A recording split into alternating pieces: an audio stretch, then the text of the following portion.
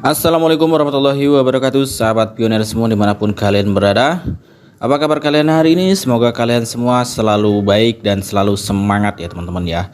Oke, exploring the potential impact of Pi Network Open Mainnet on Web3 Technology. Oke guys, kali ini kita akan bahas dampak ya teman-teman ya dari Open Mainnet terhadap Web3 teknologi guys. Oke teman-teman, kita langsung klik aja ya teman-teman ya. Oke, kita lihat menjelajahi dampak potensial dari mainnet terbuka jaringan Pi pada teknologi Web 3 teman-teman. Oke, kita coba scroll ke bawah ya teman-teman ya.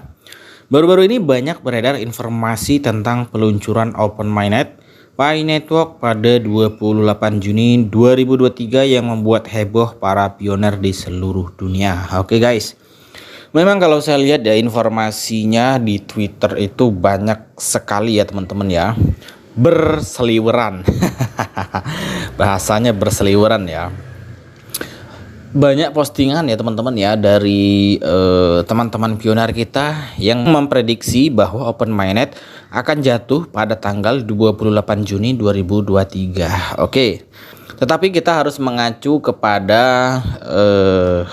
berita ya teman-teman ya yang dikeluarkan oleh Core Team pada awal tahun 2023 bahwa fokus Core Team di tahun ini adalah dua ya teman-teman ya. Fokus Core Team di tahun ini adalah dua guys. Yang pertama adalah penyelesaian KYC para pioner ya teman-teman ya. Kemudian yang kedua ya, yang kedua adalah pembangunan utilitas dari Pi Network. Oke, kita lanjut ya teman-teman ya. Namun alih-alih membahas kabar ini, saya lebih tertarik dengan cuitan di Twitter yang berbunyi. Oke guys, di sini kita lihat ya teman-teman. Setelah Pi menjadi open mainnet dan open source, aplikasi web 2 dan situs web yang ada akan segera memodifikasi dan bergabung dengan blockchain web 3 Pi. Saat itu tidak perlu khawatir ekologi tidak berkembang. Oke teman-teman, di sini ada sumbernya ya dari Pi Universe ya teman-teman ya. Oke, gambarnya ada di sini ya teman-teman. Sebelum kita menyelami pernyataan ini, penting untuk memahami apa itu web 2 dan web 3 ya. Web 2 dan web 3 adalah dua tahap berbeda dalam pengembangan dan evolusi internet. Oke, di sini apa itu web 3 dan web 2 ya teman-teman ya. Oke, di sini web 2.0 juga dikenal sebagai web sosial. Adalah periode di mana internet mulai berfokus pada konten pembuatan pengguna dan interaksi sosial.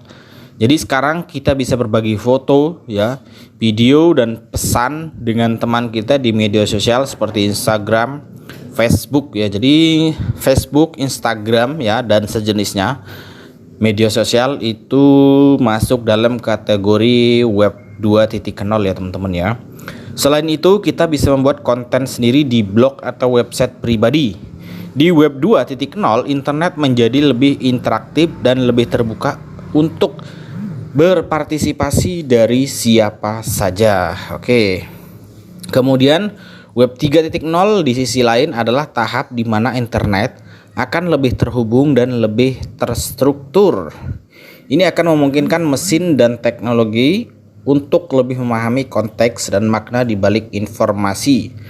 Web 3.0 juga akan memungkinkan kami untuk memiliki kontrol lebih besar atas data pribadi kami dan mengurangi ketergantungan pada perusahaan besar untuk menyimpan dan mengelola informasi pribadi kami. Sederhananya, web 2.0 adalah saat kita dapat berinteraksi dan berbagi internet dengan mudah, sedangkan web 3.0 masa depan internet yang lebih cerdas dan terhubung. Oke ya. Dan web 3.0 internet akan lebih baik dalam membantu kita mencari informasi dan mempercepat kemajuan teknologi. Oke guys, memang teknologi ini semakin tahun semakin berkembang ya teman-teman ya.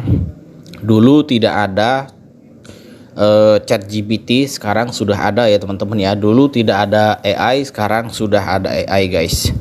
Dari sini kita dapat memahami bahwa ketika web 3 diluncurkan, semua aplikasi yang ada di web 2 akan di-upgrade menjadi web 3 oleh perusahaan besar atau aplikasi yang kita gunakan sekarang.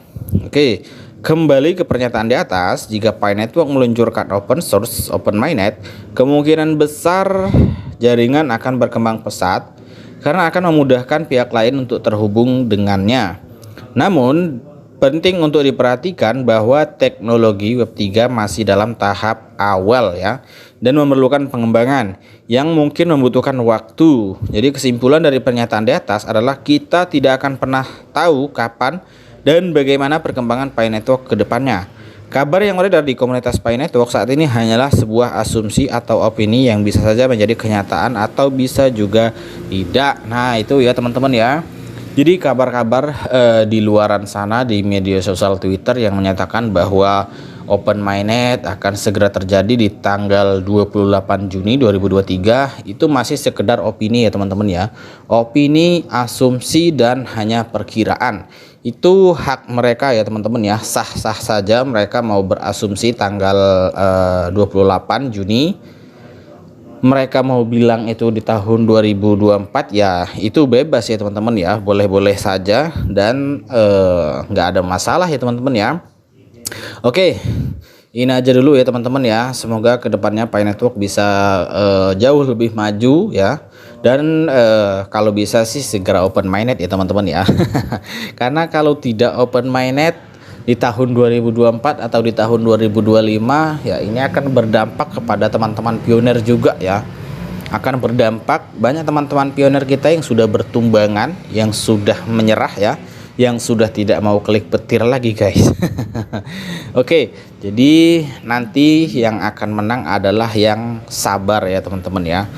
Oke, sekian saja. Assalamualaikum warahmatullahi wabarakatuh.